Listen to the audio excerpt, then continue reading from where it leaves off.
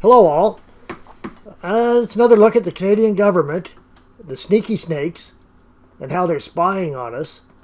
And they have no respect. They're going for all the information they can gather. You're not hearing much about it. There's a bunch of bills been passed, and there's more coming. So take a look at what I dug up, and it might freak you out. It should. So the first question I asked was, is facial recognition being used in Canada without public knowledge? The answer was yes.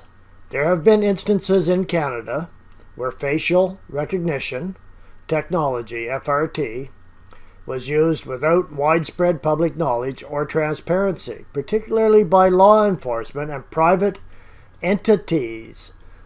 Below is a summary of key examples and findings based on available information.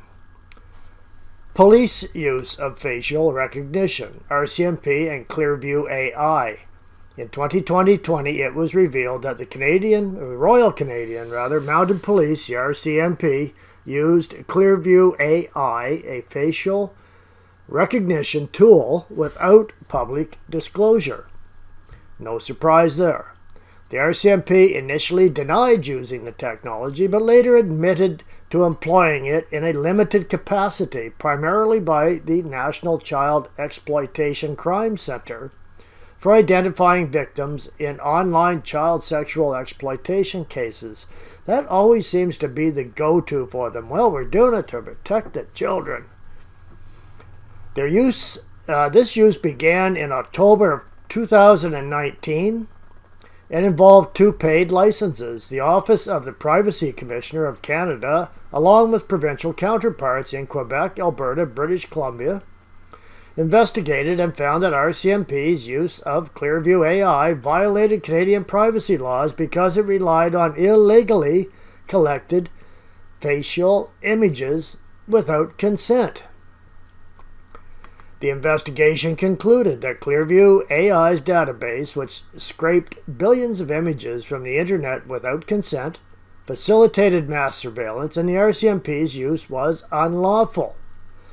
Clearview AI ceased operations in Canada in July 2020 following these findings. The Toronto Police Service ran a pilot project using facial recognition technology from March to December of 2018, which was not widely publicized. The project involved comparing images from surveillance or witnesses against a database of 1.5 million mugshots, leading to the identification of suspects in cases like homicides and armed robberies. Privacy and civil liberties advocates, including the Canadian Civil Liberties Association, CCLA, expressed concerns over the lack of transparency and absence of clear guidelines or judicial oversight. Yeah, they just didn't bother to get any judicial oversight or anything. They just did it on their own, right? Other police forces, the CCLA contacted 9 police departments across Canada to inquire about their use of Clearview AI. 8 of these, including the Ontario Provincial Police, Edmonton Police Service, Halifax Regional Police, and Calgary Police, were found to have used the technology, often after initially denying it or delaying responses. Media reports exposed this usage, highlighting a lack of public transparency once again. More recently, York and Peel Regional Police in Ontario began using facial recognition technology provided by Idemia, a French multinational, as reported in June of 2024. This adoption has raised concerns due to the lack of national standards and prior judicial approval for such use. They don't bother going through the courts. Private sector use was Cadillac Fairview. In 2020, the OPC investigated Cadillac Fairview, a commercial real estate company, for embedding facial recognition cameras in digital kiosks at 12 shopping malls across Canada. The technology was used to estimate shoppers' gender and age without their knowledge or consent, collecting sensitive biometric data. The OPC found this practice violated privacy laws. It seems nobody cares about privacy laws in this country. Retail and other sectors. Retailers like Canadian Tire have used FRT in about 15% of their locations to combat shoplifting, often without clear public notification. In British Columbia, 12 independently owned Canadian Tire dealers were found to have violated privacy laws by using FRT without consumer consent. The British Columbia Lottery Corporation has used FRT since 2009 in casinos for a voluntary self-exclusion program to identify individuals with gambling issues, though this was implemented with some level of participant consent. Yeah, they might have had a little sign up in the corner or something. Foodie Mart, a grocery chain, considered introducing a Chinese-made facial recognition payment system, which would scan shoppers' faces at checkout, raising privacy concerns. Educational institutions during the COVID-19, post-secondary institutions used exam proctoring services like Proctorio and ProctorTrack, which employed FRT to verify students' identities via live video feeds. This was often done without clear communication to students about the technology's use. Political processes in the 2021 federal election, the Liberal Party of Canada used Jumio's facial recognition tool for nomination voting, comparing identity documents to live images. This use in a democratic process raised concerns about transparency and potential biases. This does not surprise me.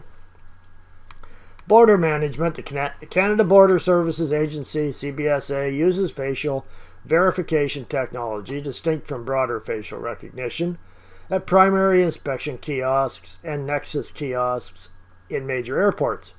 This compares a traveler's face to their passport photo for identity verification. While this is more targeted than mass surveillance, a 2016 pilot at Toronto's Pearson Airport tested facial recognition on millions of travelers without widespread public awareness. Privacy advocates, including the University of Ottawa's Canada Internet Policy and Public Interest Clinic, have called for a moratorium on such systems due to their intrusive potential. The privacy and regulatory concerns is a lack of transparency. The use of FRT by police and private entities has often occurred without public knowledge or meaningful consultation. The CCLA and private advocates have criticized the lack of accountability and oversight, noting that police forces like the RCMP and Toronto Police did not proactively disclose their use of FRT. Inadequate legal framework. Canada's privacy laws, including the Personal Information Protection and Electronic Documents Act and the Privacy Act, do not specifically address FRT, leading to a patchwork of regulations that fail to mitigate risks like surveillance or mass surveillance or biased outcomes. Privacy commissioners have called for a comprehensive legal framework to define permissible uses, prohibit mass surveillance, and ensure transparency and oversight. The human rights risks.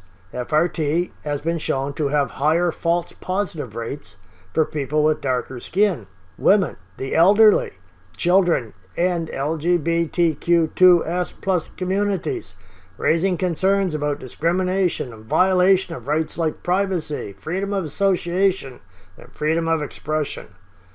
Calls for regulation. Privacy advocates, including OPC and Right to Your Face Coalition, have urged for a moratorium on FRT until robust regulations are in place. They argue that current laws lag behind technological advancements, and proposed legislation like Bill C-27, which includes Consumer Privacy Protection Act and the Artificial Intelligence and Data Act, is insufficient to address FRT's risks, particularly for government institutions like the Department of National Defence or the Canadian Security Intelligence Service. The current status. While Clearview AI withdrew from Canada in 2020, other FRT providers like Academia are being adopted by police forces the lack of a national policy on biometric data collection and use continues to fuel concerns about untransparent deployments. Live facial recognition in public spaces like streets is not known to be in use by Canadian police, but testing at places like Pearson Airport and the absence of clear prohibitions raise fears about future expansions. Privacy commissioners and civil society groups continue to push for public consultation, judicial oversight, example requiring warrants, and a ban on mass surveillance applications to protect Canadians' rights. Good luck with that one. They'll push this through. You can count on that. Conclusion, facial recognition technology has been used in Canada by police, private companies, and government agencies, often without public knowledge or consent, as evidenced by the RCMP's use of Clearview AI, Toronto Police's pilot project, and Cadillac Fairview's mall surveillance. These instances, coupled with inadequate regulations, have prompted calls for stronger oversight, transparency, and a legal framework to prevent privacy violations and human rights risks. While some uses, like CBSA's facial verification, are more transparent, the broader deployment of FRT remains a concern due to its potential for mass surveillance and discrimination. So there it is. Okay, so this is the second question I asked. Well, take a look at this. This is horrible. My second question. Are Canadians' privacy being threatened by the federal government's bills? The answer, yes. There are concerns that certain Canadian federal government bills, both proposed and recently introduced, pose threats to Canadians' privacy, particularly in the context of facial recognition technology and broader surveillance measures. Below is an analysis of relevant bills and their implications for privacy, with a focus on the potential for untransparent or unchecked use of FRT and other data collection practices, drawing on the context of the previous question about facial recognition in Canada. The key bills and privacy concerns: Bill C-2, Strong Border Act, introduced in June 2025. Be Mr. Kearney. Overview, promoted as addressing border security. Bill C-2 includes provisions for lawful access to data that have raised significant privacy concerns. These provisions allow government access to internet subscriber information and data held by electronic service providers, potentially without judicial oversight. This is like the UK, folks, the bill they just passed over there. We're getting almost exactly on board, like with what the UK is doing right now. Give them a little bit more time. We're going to be ahead of the UK. Privacy threats, warrantless access. The bill permits secret demands for data from electric communication service providers. See? ECSPs, including messaging apps, cloud services, and email providers, with minimal transparency or oversight. This could enable broad surveillance of Canadians' digital communications without their knowledge. Encryption risks. While the bill does not explicitly mandate breaking encryption, it leaves open the possibility for future regulations to define systemic vulnerability in ways that could allow government-mandated backdoors, undermining secure communications. There is not going to be any encryption, folks. They don't like it. Scope beyond borders. Critics argue the lawful access provisions are unrelated to border security, instead expanding surveillance powers under the guise of anti-money laundering measures, potentially affecting all Canadians' online privacy. Implications for FRT. Although not directly tied to FRT, the bill's broad data access powers could facilitate the collection of biometric data, like facial images, from digital platforms or devices, especially if linked to border management systems like those used by Canada Border Services Agency, which already employs facial verification at airports. Now, the criticism: the privacy advocates, including Michael Geist and Tuta, have called Bill C-2, a surveillance bill with Big Brother tactics, warning it aligns with global trends toward mass surveillance, similar to measures in the US, UK, and Australia. The lack of clear safeguards and judicial oversight heightens risks of abuse, and they will abuse it.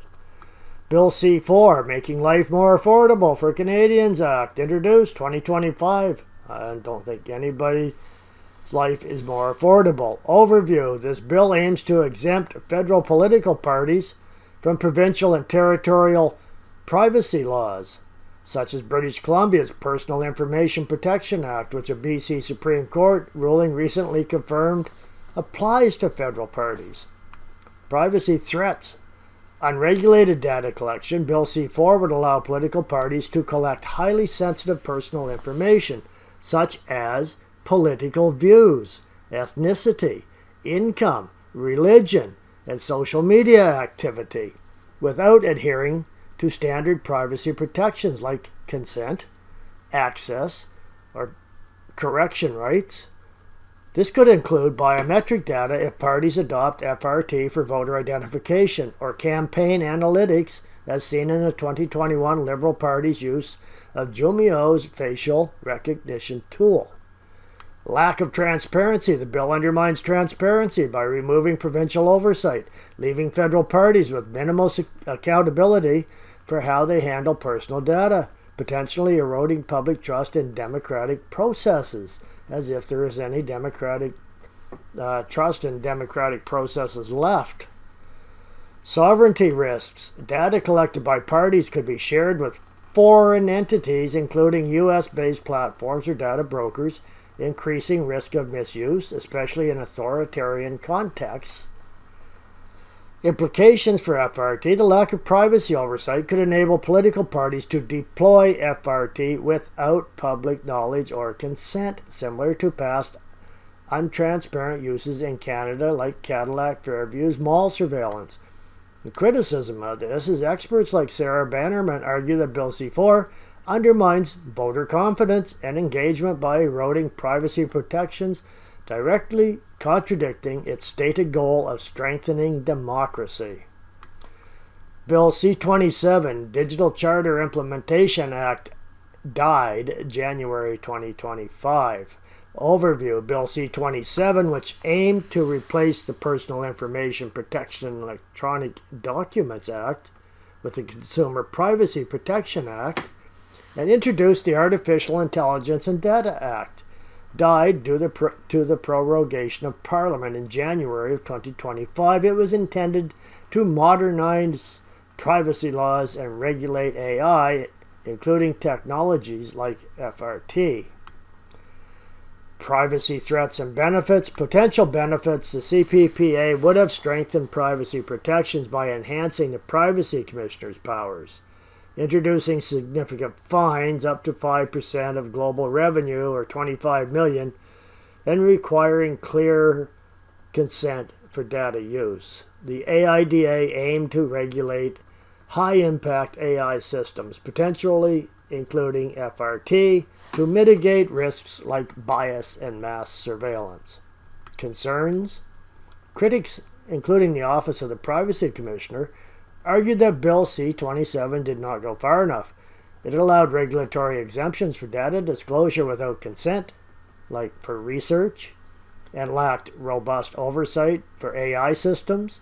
Its failure to address FRT specifically left gaps in regulating biometric data collection, which is increasingly relevant given past untransparent use by entities like the RCMP and Cadillac Fairview. Current impact with Bill C-27's demise.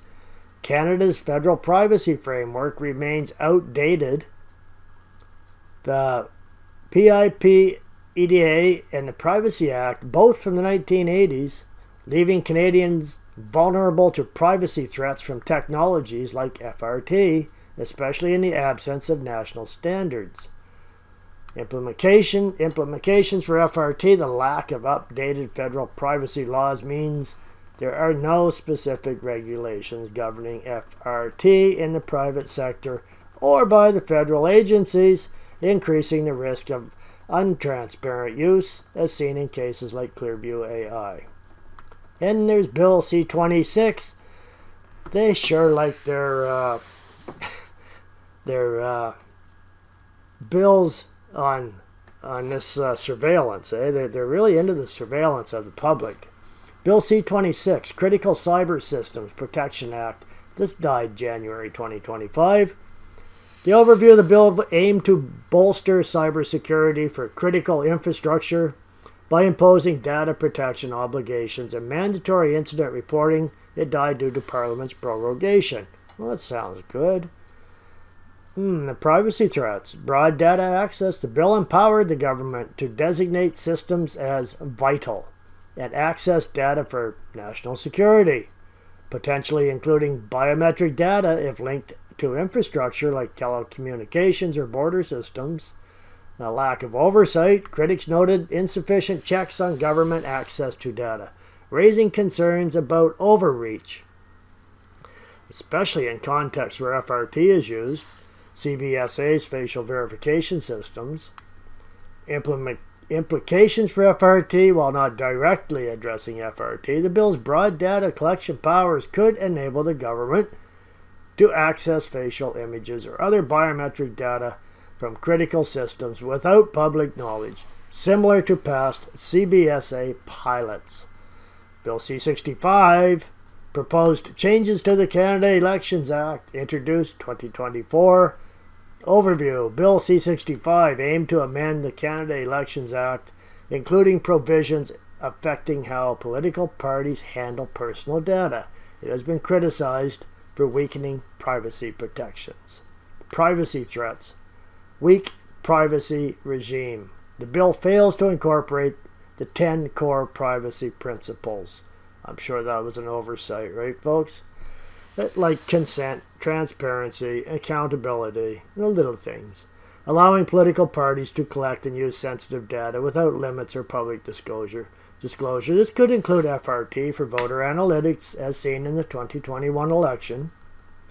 Undermining provincial laws like Bill C-4, it seeks to exempt federal parties from provincial privacy laws, reducing oversight and increasing risks of untransparent data practices. Implications for FRT. The lack of robust privacy rules could enable political parties to deploy FRT without public knowledge, building on past examples like the Liberal Party's use of Jumio. Broader context and privacy threats. Untransparent use of FRT. The use of FRT by federal agencies like the CBSA and the RCMP, often without public knowledge, sets a precedent for potential misuse under bills like C2 and C26, which expand government data access. For example, the CBSA's 2016 facial recognition pilot at Pearson Airport involved millions of travelers without widespread notification. The lack of specific FRT regulations in these bills heightens risks of similar untransparent deployments. Outdated privacy framework. With Bill C-27's failure, Canada relies on the PIP, EDA, and the Privacy Act, which do not address modern technologies like FRT. This leaves gaps in protection against unconsented biometric data collection, as seen in cases like Cadillac Fairview and the RCMP's use of Clearview AI. The surveillance creep. Bills like C2, C26 align with global trends toward increased surveillance, as noted by TUTA, which warns of Canada following the Five Eyes Alliance push for mass data collection. This could facilitate FRT use in public spaces or digital platforms without public consent.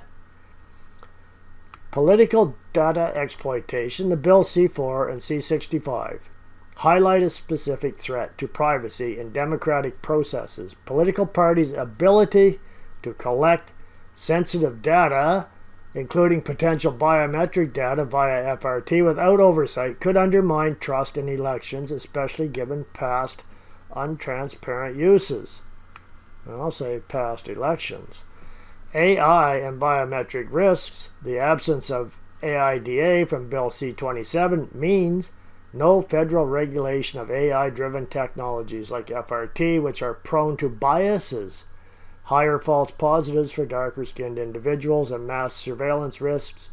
This is particularly concerning given the OPC's findings on Clearview AI's illegal data scraping.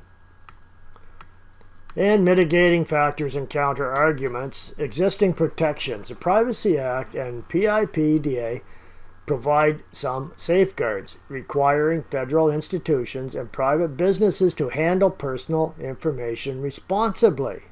The OPC's oversight, as seen in investigations of Clearview AI and Cadillac Fairview, demonstrates some accountability. Judicial oversight. The Supreme Court's rulings, like Bykovets 2024, affirm a reasonable expectation of privacy for digital data, potentially limiting warrantless access under bills like C2. Government intent. The government argues that bills like C2 and C26 are necessary for national security and cybersecurity, not mass surveillance. However, critics counter that vague language and lack of transparency undermine these claims. Public awareness. Increased scrutiny from privacy advocates and media has brought past untransparent FRT uses to light, potentially pressuring the government to improve transparency in future legislation. Specific implications for facial recognition. A lack of FRT regulation. None of the bills explicitly regulate FRT, despite its documented use without public knowledge, like RCMP, CBSA, Cadillac Fairview. This gap allows federal agencies and political parties to potentially deploy FRT under broad data access powers, C2 and C4, increasing risks of unconsented surveillance. Potential for abuse. Bills like C2 and C4 could enable the government or political parties to access biometric data from private sector FRT systems, retail, elections, without clear oversight, building on precedents like the RCMP's Clearview AI use. Public trust. OPC and advocacy groups like CCLA have warned that untransparent FRT use erodes public trust, a concern amplified by bills that weaken privacy protections for political data. The conclusion: Canada's privacy is indeed threatened by certain federal government bills, particularly Bill C2, which expands surveillance powers, and Bill C4 and C65, which weaken protections for political data.